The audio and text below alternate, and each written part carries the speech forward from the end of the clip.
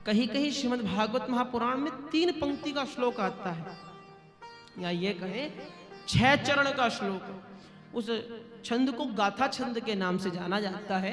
प्रायः श्रीमद् भागवत महापुराण में 28 महाछंद अथवा 29 छंदों का प्रयोग किया, और कुछ विद्वान जो अनेक छंद कहते हैं उनका अपना अलग मत भी प्राप्त होता है।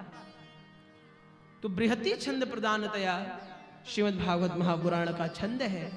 श्रीमद् भागवत महापुराण का उद्देश्य क्या है? बोले श्रीमद् भागवत महापुराण का उद्देश्य प्राणी मात्र के अंतःकरण में भक्ति ज्ञान एवं वैराग्य की स्थापना कराना है। इसके पश्चात भगवान का ध्यान करने के पश्चात मूल पाठ की विधि बताई। वैसे तो शास्त्र देखा जाए तो 52 प्रकार की मूल पाठ की विधि होती है।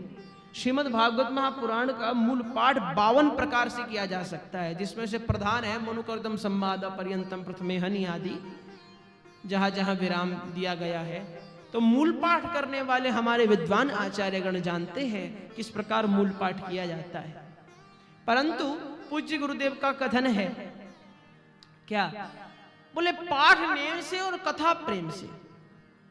अर्थात जो मूल पाठ करने वाले विद्वान हैं उन्हें ध्यान रखना चाहिए अक्षरशः प्रत्येक हलंत विसर्ग आदि का ध्यान रखते हुए मूल पाठ को किया जाए। पूज्य गुरुदेव उपहास में कहते हैं कि बेटा संस्कृत बोलना बड़ा सरल है। बोले काहे? संस्कृत बोलना सरल क्यों है? किसी भी शब्द के आगे विसर्ग लगा दो और आधा म लगा दो, बन गया संस्कृत। बोलो राधे श्याम। राधे। ये तो ही संस्कृत भाषा के नाम से सब डरते हैं।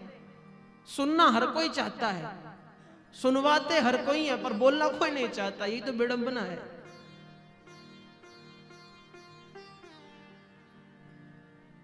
तरही पाठ करने वाले विद्वान विधिपूर्वक हमारे यहाँ पाठ कर रहे हैं। और कथा के विषय में बात यह है, बोले कथा प्रेम से। कथा में जब आप कथा करते हैं तो कथा को तो प्रेम से कहा जाता है। कथा में क्रोध, अहंकार, आलस्य इनकी कोई स्थान नहीं है।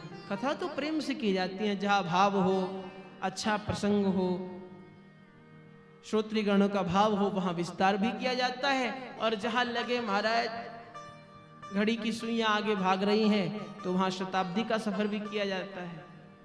कथा तो प्रेम से की जाती है। परंतु जिज्ञासा की बात तो यह है कि हम आप सब श्रवण कर रहे हैं श्रीमद् भागवत महापुराण कथा। मूल पाठ पुस्तक आप देखें तो सबसे पहले आता है ओम नमो भगवते वासुदेवाय नमः। भगवते वासुदेवाय नमः। नमः स्वस्ति स्वाहा स्वधालम वषड योगाच्च सूत्रेण अत्र चतुर्थी वर्तते। सूत्र से चतुर्थी हुई है नमः के योग में, यह बात पृथक हो गई। परंतु वासुदेवाय नमः, वासुदेव को नमस्कार है। बोले वासुदेव शब्द का अर्थ क्या है? वसुदेवस्य अपत्यम पुमान वासुदेवः। वसुदेव के पुत्र वासुदेव कृष्ण को नमस्कार है। जिज्ञासा हुई, यदि यह श्रीमद् भागवत महापुराण रूपी शास्त्र केवल कृष्ण चरित्र से भरा हुआ होता, केवल इसमें कृष्ण चरित्र का वर्णन होता, तो आप ओम नमो भगवते वासुदेवाय कहकर भगवान वसुदेव के पुत्र वासुदेव को नमस्कार कर सकते थे।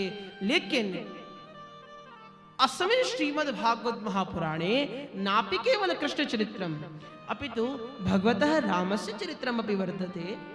नृसिंहस्य, वराहस्य, भगवतः कृष्णस्य नारायणस्य अवताराणां चरित्रं पुनश्च तस्य भक्तानां अपि चरित्रं वर्तते। तर्हि ओम नमो भगवते वासुदेवाय अस्मिन् मंत्रे अथवा अस्मिन् वाक्ये वासुदेव इति पदस्य अर्थः वसुदेवस्य अपत्यं पुमान् इति साधु कथम। ज्यादा हो गया। कहते हैं महाराज कि वसुदेव के अपत्य अर्थात वसुदेव का बेटा वासुदेव, ये जो अर्थ है ये कैसे सही है? यदि ये केवल कृष्ण चरित्र से भरा होता, कृष्ण ही चरित्र होते तो चलता भी। भैया आप किसी घर में जावे तो उस घर के बाहर नेम प्लेट में घर पर रहने वाले परिवार का नाम आता है। शर्मा जी का परिवार, वर्मा जी का परिवार, गुप्ता जी का परिवार। लेकिन आप यदि किसी अपार्टमेंट में जाए जहां पर एक अपार्टमेंट में गुप्ता जी रहते हैं, एक में वर्मा जी रहते हैं, तो उस अपार्टमेंट के बाहर किसका नाम लिखा जाएगा? अब यदि उस अपार्टमेंट के बाहर लिखा जाए शर्मा जी का अपार्टमेंट, तो गुप्ता जी का अपमान हो गया, और गुप्ता जी का नाम ले दिया जाए तो शर्मा जी का अपमान। ठीक उसी प्रकार जिम श्रीमद् भागवत महापुराण में केवल कृष्ण चरित्र का वर्णन तो है नहीं, वराह भगवान की भी कथा है, नृसिंह भगवान की भी कथा है, राम जी का भी चरित्र है। तो वासुदेव का अर्थ वसुदेव के पुत्र कृष्ण की क्यों? बोले नहीं, भगवान तो वैयाकरण अस्ति तथापि इत्थम वदति। बोले ऐसे नहीं है, यहां पर वासुदेव का मतलब वसुदेव के पुत्र वासुदेव से नहीं है। वासुदेव का अर्थ क्या है? बोले संस्कृत साहित्य में वस धातु होती है। वसति सर्वत्र सर्वदा सर्वेषु यह देवः सह वासुदेवः तस्य वासुदेवस्य नमस्कारः अत्र अस्ति। न तु वसुदेवस्य अपत्यं पुमान् द्वारकाधीश कृष्णस्य। बोले वासुदेव का अर्थ वसुदेव का बेटा कृष्ण नहीं, वासुदेव का अर्थ है वो वासुदेव भगवान, वो देव जो सभी में सदैव निवास करते हैं। यह सर्वत्र सर्वेषु सर्वदा निवासं करोति, जो सभी में सर्वत्र सदैव निवास करते हैं, उन परमात्मा को वासुदेव नाम से यहाँ संबोधित कर कर नमस्कार किया जा रहा है, वसुदेव जी के बेटे को नहीं। पुनश्च अथ श्रीमद् भागवत महापुराणम। बोले अथ काहे को लगा दिया? श्रीमद् भागवत महापुराणम क्या पर्याप्त नहीं था? तो अमर कोशकार आ गए, बोले मंगलानंतरारंभ प्रश्नकार्षणीश्वथो अथ। अथ शब्द का प्रयोग होता है मंगलाचरण करने के लिए। किसी भी कार्य के शुभारंभ में मंगलाचरण किया जाता है, जिसके विषय में हम आप सब जब भागवत जी का मंगलाचरण श्रवण करेंगे तो विस्तार पूर्वक समझेंगे।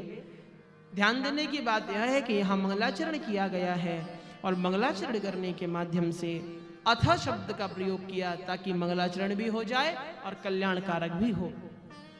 फिर बोले श्रीमद् भागवत महापुराणम। बोले श्रीमद् काहे लगा दिया? तो श्रीमद् भागवत महापुराण का अर्थ है भगवतः इदम भागवतम, भगवान के पावन चरित्र ही श्रीमद् भागवत महापुराण है। जो स्वयं भगवान से आया हो वो भागवत, किंतु इदम श्रीमद् अस्ति, ये ग्रंथ, ये चरित्र श्रीमद् है।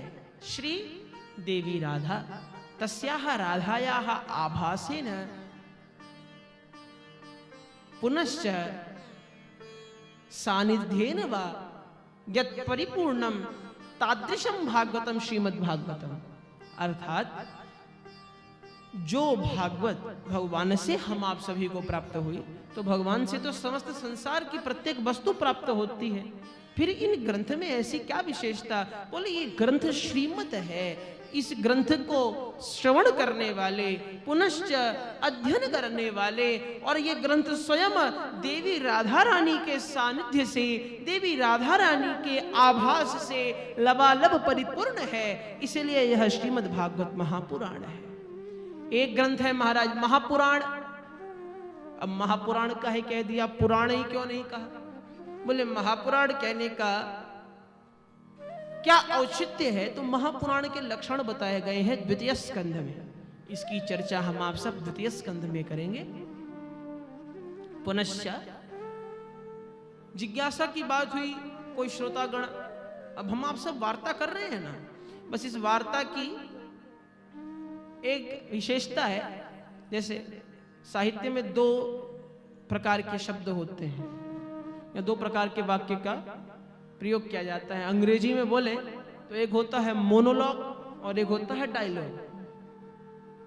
मोनोलॉग कहते हैं जिसमें एक ही आदमी बोलता है, बाकी सब सुनते हैं, और डायलॉग होता है जिसमें वाद प्रतिवाद होता है। तो हम आप सब वाद प्रतिवाद की स्थिति में केवल वाद कर रहे हैं, प्रतिवाद कोई नहीं कर रहा। तरही हम आप सब बैठकर कथा सुन रहे हैं, श्रीमद् भागवत महापुराण की कथा सुन रहे हैं। सुन तो कथा रहे हैं ना, तो कथा का मतलब क्या है? बोले कम रसम के रसे स्थितिम करोति या सा कथा। वेदों ने परमात्मा को रस स्वरूप बताया है।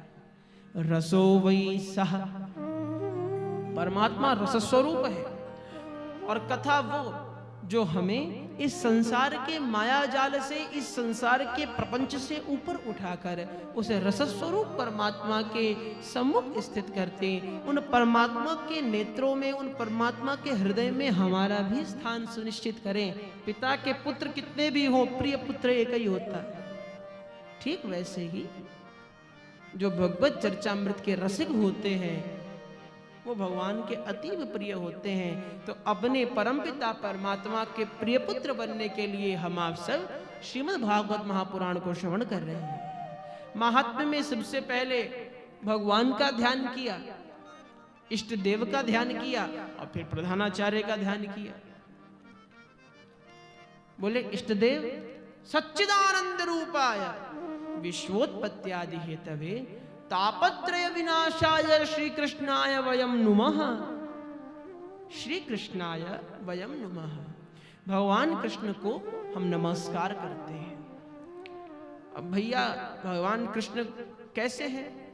बोले सच्चिदानंद रूपाय, यह सदघन चिदघन आनंद घन सच्चिदानंद, जो सच्चिदानंद रूप है, सत जिनकी सत्ता सदैव विद्यमान है, चित जो हर प्रकार के ज्ञान से लाभान्वित है, हमें हमसे अधिक जो जानने वाले हैं, और आनंद जो आनंद के महासागर हैं।